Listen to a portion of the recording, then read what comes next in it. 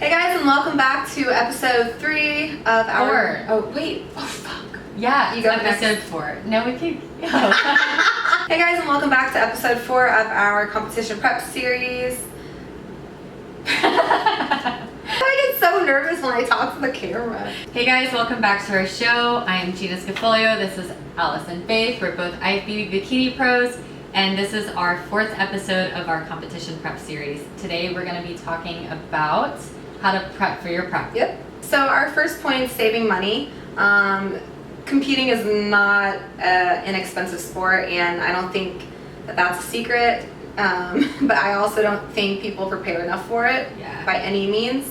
So there are a few things you have to think about. There's the money you have to save for the show, and then there's the money you have to save for just a monthly routine. And like miscellaneous stuff. stuff. Yeah, just you never know what's going to pop up.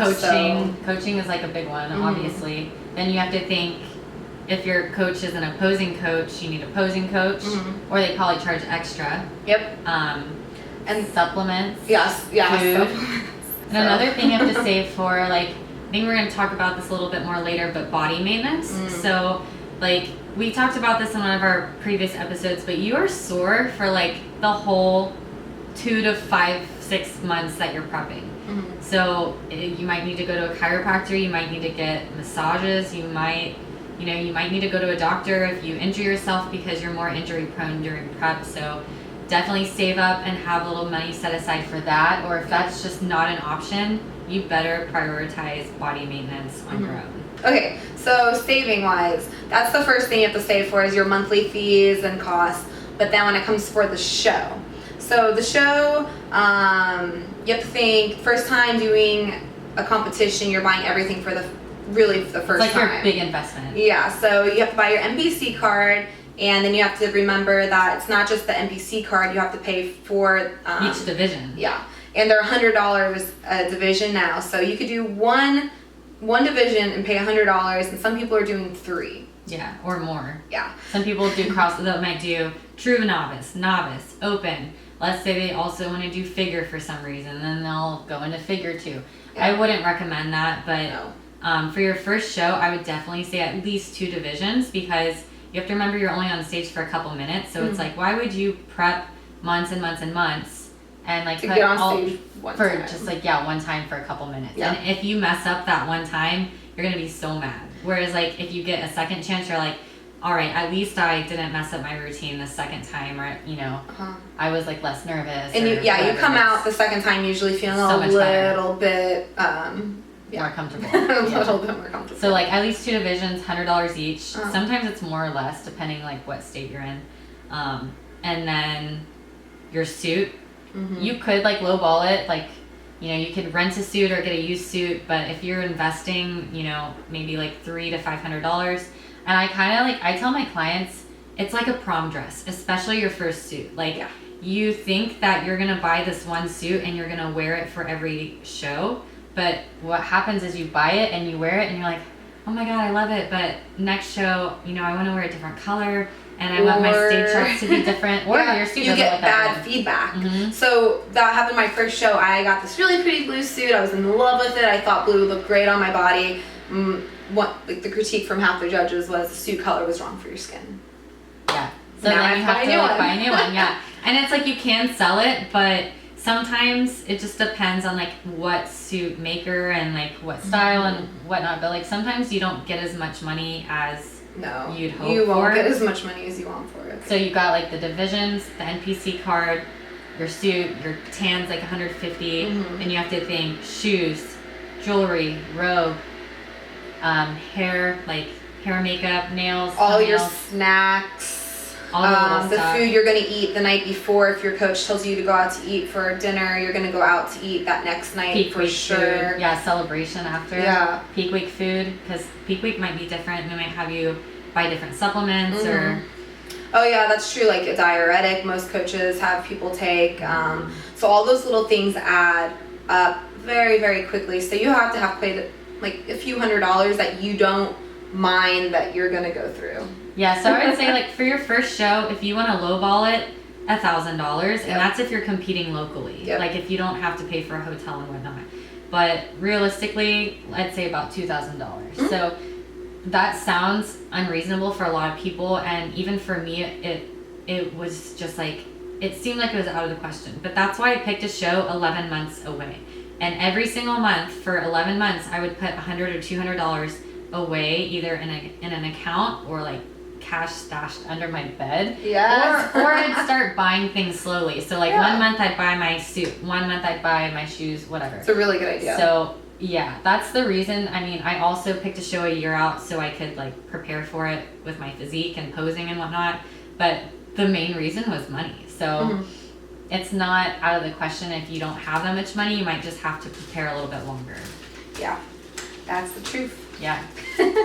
All right, so point number 2 that we both wholeheartedly believe in is research. Do your research. Can we like make a tune, like a song out of this? Like, yeah, I know. What you came up with the jams earlier. You're flowing. Okay, I'm on the spot now. I can't do it. Okay. Well, maybe we'll have to make one later and insert it in. Yeah. Okay. So researching, it's like people think research. Oh my God, I have to go on Google Scholar. You don't have to do, or like a library database. You don't have to do that kind of research. Nope. Researching could just be going on YouTube and not watching videos like, I don't know. Not watching like my back day vlog. What you're doing right now, this is research. Yes, this is research. You are research, like watching this video right now is doing research for a show. So you are like preparing by watching YouTube videos. Like one of my favorite people is Lane Norton. It's Bio Lane. That's my personal favorite. I know you watch a few others. So besides like the science-based stuff, I'm really big into like more like the mindset and the spiritual side. Like when it comes to like just because prep's hard and you have to have like a really strong mind and be grateful for your day and like, you know, all that stuff. So self-care, babe. Yes, self-care for sure. I'm really huge into Emily Hayden's stuff. Yeah, she's really good. She's such a sweet, kind-hearted person, and if you ever watch this video, that'd be crazy. Yeah. Ben Pulaski. And Joe Rogan. Yeah, they're 2 good ones. So we got those 2. We got BioLane. We got Emily Hayden.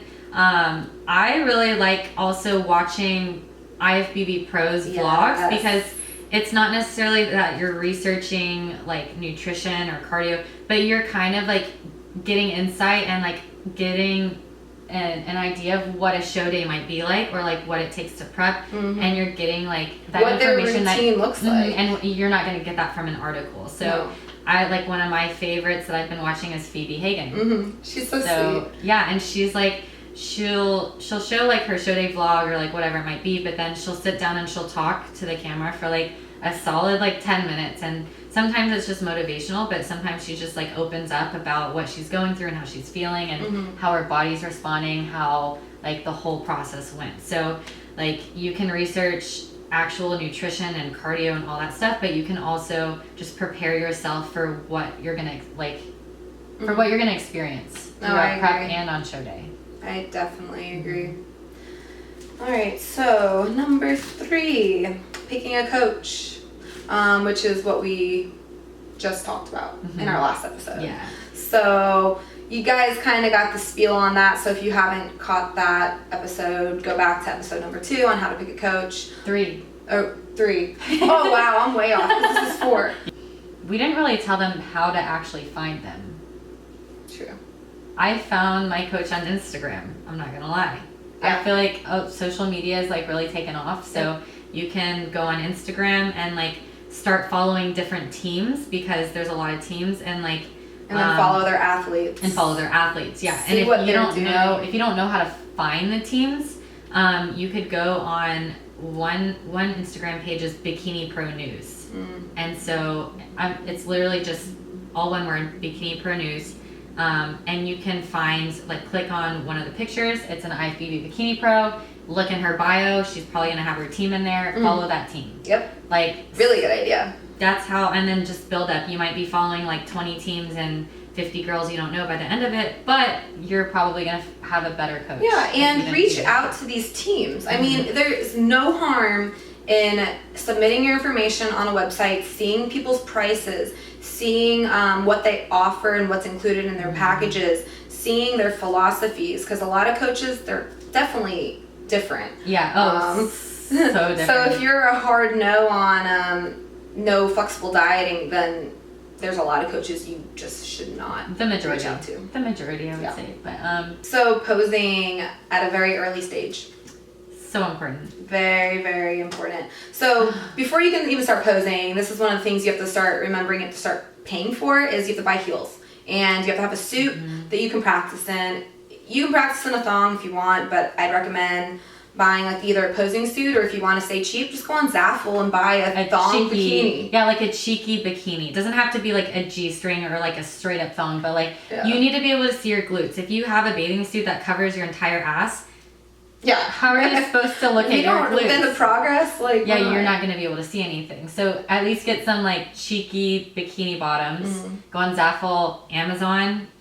Amazon's so easy to find. You can literally search cheeky bikini bottoms and 100 things will pop up. But yeah, go ahead and buy like a posing suit or bathing suit to practice in. And then heels, you might want to ask somebody which platform to get, because there's different platforms.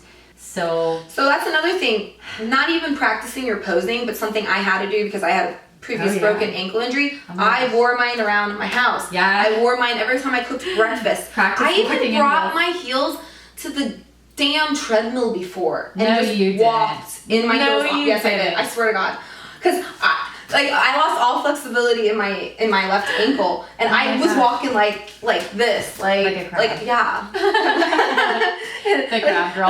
Well, it's like you always see that girl in heels, and you're like, oh man. Like when you walk on stage, like you guys, the walk is the first thing that the judges see. That is your first impression. If you can't walk in heels and you look retarded and the judges see you walking on like looking like a crab, like you're setting yourself up for failure, for like a bad impression. It's a really bad first impression. That's we didn't even write that down. No. Practice walking in heels. It was something I had to do a lot. So don't feel ashamed.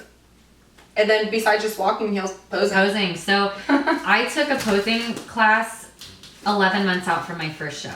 And the reason is because I knew I wanted to practice a lot, but I didn't even know where to start, because you can go on YouTube and you can find tutorials, but the bikini division is evolving so much every single year. There's really not that many good tutorials out there. Even just last year to this year, there's there's two main front poses, and just in the last year, we've really phased out one of the front poses, where if you go on YouTube and you find a tutorial from 2 years ago, that used to be the main pose, where it's changed now. So yeah, my posing's all changed. Completely different. Yeah, not even close. Even just like me nationals to 3 months later. Well, even back pose. The back pose has changed. Yeah. Every pose has changed drastically. You used to have like arms out, now they're in, or like they're out more. Like, I don't know, it just keeps changing. Like every single year, they're gonna set a new standard, or the girls are all gonna start gravitating towards something else, and that's gonna become the new standard. Yeah. So when you find a posing coach, you wanna, I would take at least 1 or 2 sessions far out in advance so you have something to practice on. But make sure that your posing coach has competed recently.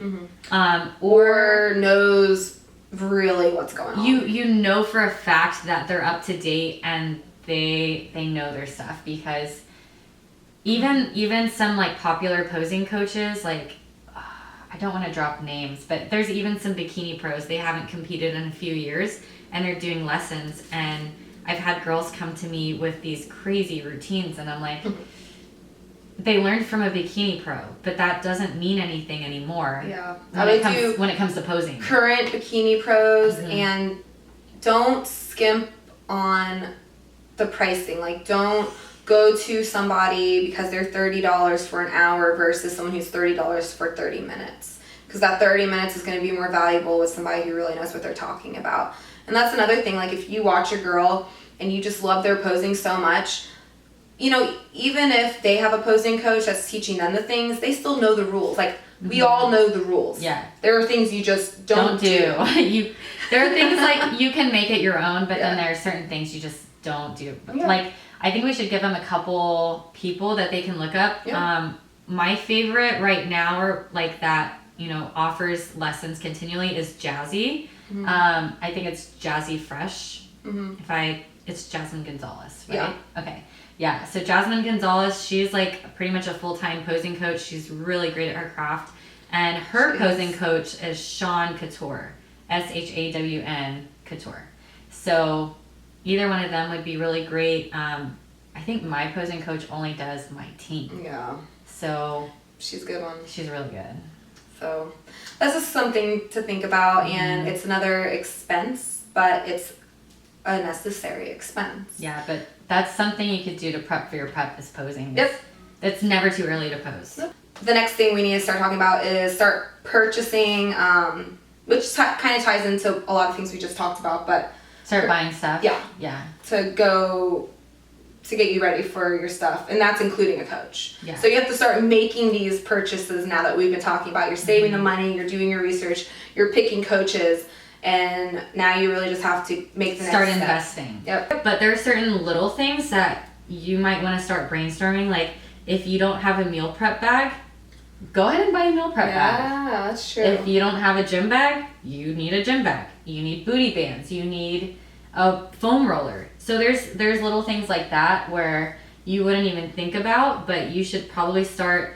That goes back to research. Start watching vlogs. Yep. Watch what other people do. If there's girls using, A, B, and like C. the kickback.